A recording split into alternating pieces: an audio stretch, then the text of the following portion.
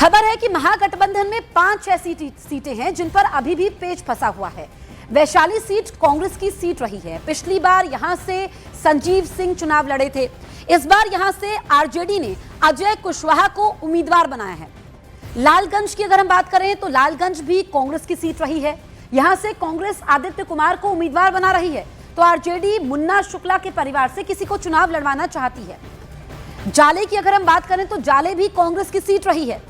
कांग्रेस से अहमद उस्मानी चुनाव लड़े थे। इस बार कांग्रेस नौशाद को टिकट देना चाहती है, लेकिन यहां से भी आरजेडी ऋषि मिश्रा को चुनाव लड़वाना चाहती है।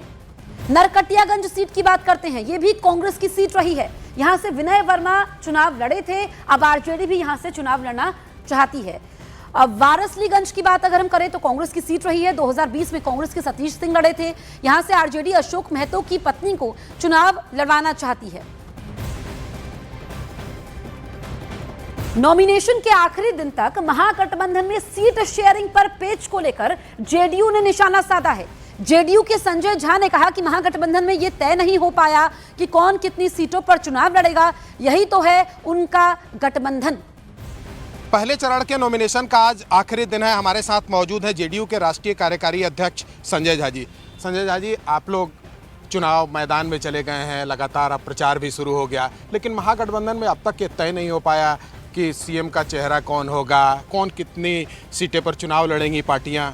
अब तक क्या लगता है, क्यों ऐसा हो रहा है? देखिए, हम लोगों का अलायंस का नंबर, कैंडिडेट और कल से मुख्यमंत्री जी का कैंपेन सब कुछ शुरू होगा, क्योंकि हम लोगों का लार्जर पर्पस है कि बिहार के लोगों का कल्याण, बिहार के लोगों का काम, और अपना जो हम लोग का काम है उसके बेसिस पर जाकर के लोगों से वोट मांग रहे हैं, या जो डबल इंजन की सरकार है, जो केंद्र से सहयोग मिल रहा है, उस पर जाकर के वोट मांग रहे हैं।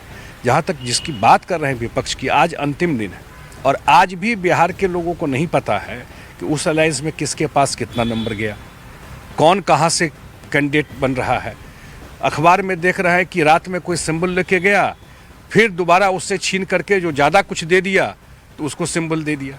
कोई कोलिवर पुल क्रॉस किया, आज अखबार में है, और चाय के लिए बुलाया गया कि नेताजी चाय के लिए बुला रहे हैं, वो खुश होकर के वापस आए, हाथ पकड़ के सिंबल छीन लिया वहाँ पर। तो वहाँ तो ट्रेडिंग चल रहा है, ट्रेडिंग सिंबल देने में, और बिहार की जनता सब जो ज़्यादा रेट दिया उसको दे दिया जा करके। तो वो बिहार की जनता देख रही है, और मुझे लगता है कि जो शुरुआत ही उनका है ना, उसी में सब बात बिहार की जनता, चुनाव का परिणाम अब दीवार पे जो लिखावट है उसको अब बिहार की जनता देख रही है, और बड़े डिसाइसिव मैंडेट से एनडीए जीतेगा।